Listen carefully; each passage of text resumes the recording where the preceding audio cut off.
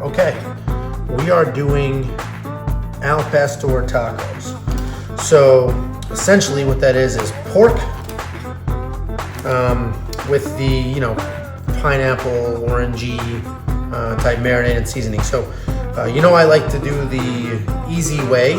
So instead of drying out peppers and then cooking them and then blending them and doing that whole nonsense to come up with the marinade, I went ahead and got this at Walmart. There's also another marinade on Amazon that's amazing. I'll link to both of these, but when they're this good and they're pre-made, there's no reason for me to spend 2 hours learning how to reduce whatever the hell to make a nice marinade. So we're gonna do tacos al pastor. Essentially what that is pork butt or pork shoulder we're gonna do it on a rotisserie. And as it's cooking and rotating, we're gonna shave off those cooked pieces. So we're actually gonna cook tomorrow, but what I wanna do today is get my meat cut and in some Ziploc bags with the marinade so it can marinate overnight. Sort of the rule is marinate things for as much time as you have. If you have 2 hours, great, 2 hours. If you have 2 days, even better. We have 1 day, so we're gonna marinate this pork shoulder overnight. So these I actually got pre-sliced. So we want nice thin slices. Go ahead and open this. Put this to the side. We want nice thin slices, and these were perfect. So this thickness is already great. The problem is some of them do have a bone. So I'm gonna have to cut around the bone. We'll get it all in the bag, and they're too long a little bit, so I'll cut them widthwise. So these are pork shoulder. You can do pork butt, and you can get it in one big boneless piece and slice it, or you can get it with the bone. There's a million ways to do it, but just so you know, in case you didn't, pork shoulder is not from the shoulder of a pig, right? It's actually from the butt of a pig, just a different part than what they call pork butt. So what I'm gonna do is get these bones out of here, cut these pieces to about the size of the pineapple, so almost in half, because when we put this on our rotisserie, it's gonna be a nice thick piece of pineapple, a bunch of meat, and a thick piece of pineapple, holding it all together while it cooks. So let's get this out of the way. Let's get our meat here. We'll take the bones out and we'll cut them to size. Then we'll put them in the bag and go ahead and marinate them overnight.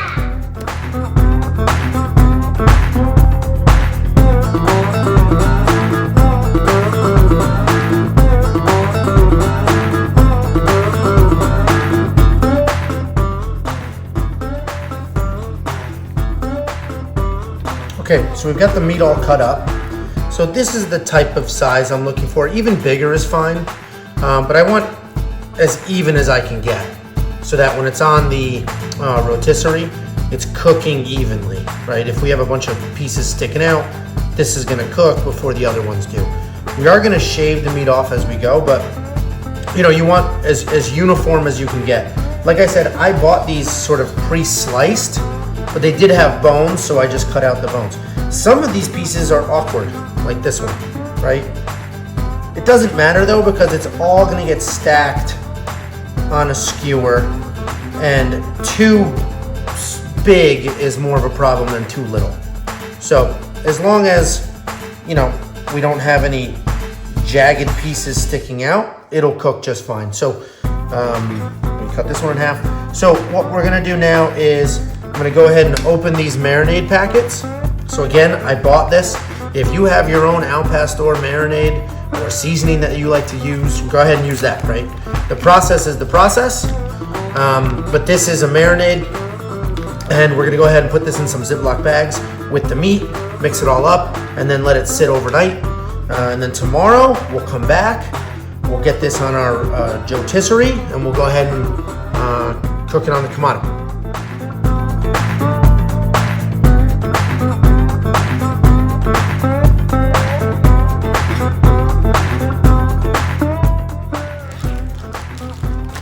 Okay, so let's get these in the fridge overnight.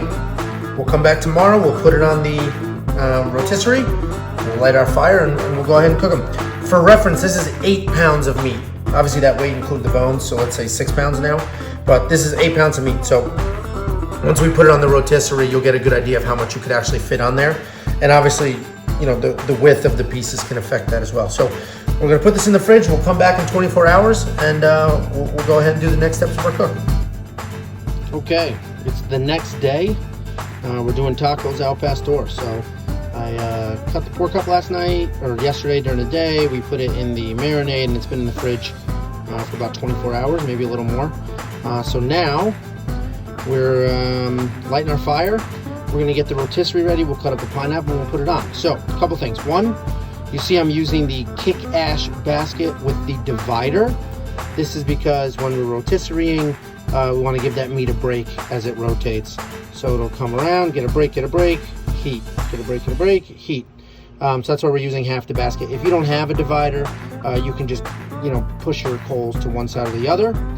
And one quick tip, because the Joetisserie can be kind of a pain in the ass sometimes. So quick tip is, if you look here, we have our Joetisserie on. You see the square? I have the square lined up, so it's not, you know, at a weird angle. I did that so that when we put the rotisserie on, I can just quickly grab it and pop it right in. So my hand isn't over a hot fire trying to line it up at some weird angle. So we'll go ahead and close this lid. The goal here is about 500. And once it hits about 500, we'll go ahead and throw the actual rotisserie on. And then what we're gonna do is we're gonna come back and check about every 10 minutes.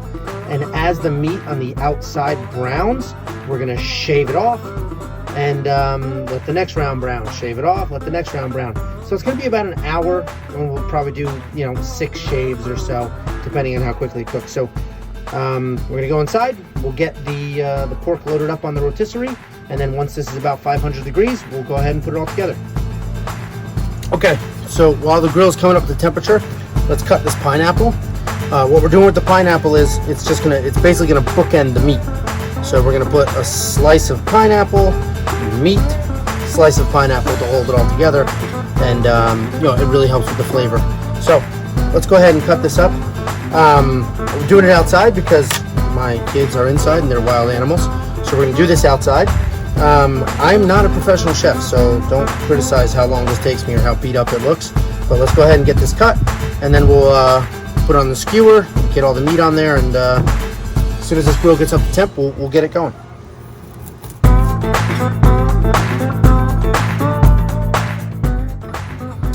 Okay, that was easier than I thought it was going to be. So now let's just go ahead and load this up. So we'll start with a nice thick piece of pineapple here. We'll start with one of the bigger pieces. Drive it through. Pull it down. And we're good. So let's load our meat up. I might actually put a slice of pineapple in the middle too, just for flavor, but we'll see what happens. So let's load this thing up.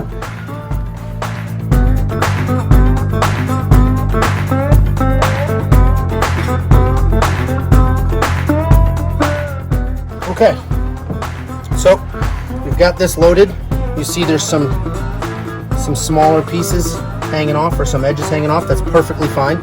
Those will cook first, so we'll just be sure to shave them off. So I'm still waiting for this grill to come up to temperature. It's almost at 300, but let's go ahead and let this sit while we wait for the grill, and as soon as the grill's ready, we'll go ahead and put it on. We're at 10, so it's right about 500. Just for your sake, what 500 looks like, and I'll move the camera. I'll move the camera in a minute, but what 500 looks like with a half a basket with the Joetisserie is the bottom is wide open, and the top I have the cap closed, but the swivel thing is open all the way to the last notch. So I have my heat gloves on because I'm going to be putting this rotisserie on over a 500 degree fire. So let's open this up. If you remember, we lined up our peg to start. Sort of help me out here so I don't lose my arm here. We'll get it in there.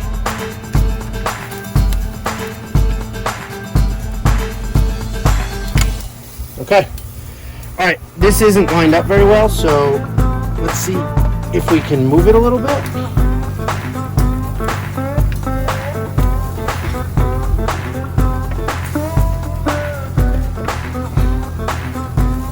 So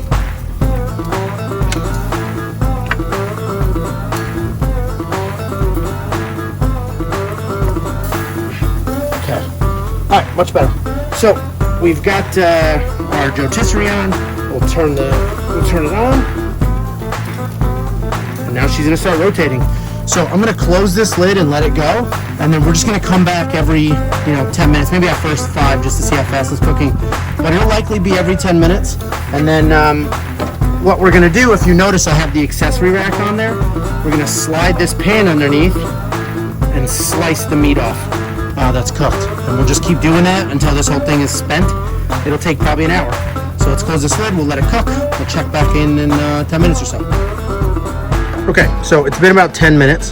We'll take a quick look, showing you what this temperature looks like. So dipped a little because I've opened it a few times to check, but it's been hovering around 500. Top's wide open, bottom's wide open, and if we take a look, so it's coming along nicely. There's a few stragglers that are cooked. I'm gonna let this go a little longer till I see more cooked pieces, and then we'll start to shape. Okay. So I think we're ready for our first layer here. We got a bunch of these cooked. Just gonna slide this underneath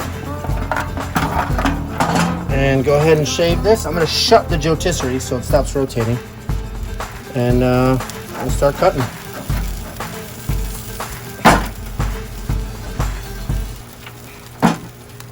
So this first one's gonna be clunky because it's not perfectly shaped yet. We lost a piece of meat there, that sucks.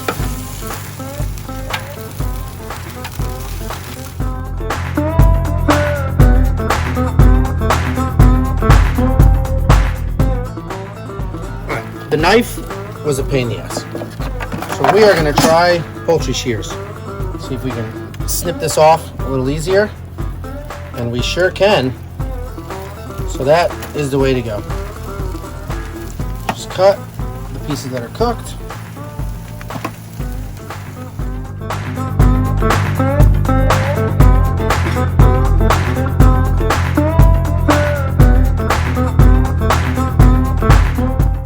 Okay, so we're shaving as we go.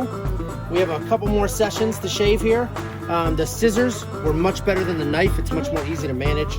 And you saw I had to tighten this at one point because it was a little too loose. But we're gonna keep doing this. But overall, it's a pretty easy cook, but the timing to manage is a pain because you're sort of cutting as you go. So it's not, you can't necessarily eat it all at once unless you keep the other meat warm. So we'll go ahead, we're gonna keep doing this, but let me know if you have any questions. Like, subscribe, and I'll leave a link in the description to everything I used. The scissors are probably the most important piece here outside of the rotisserie, but let me know if you have any questions.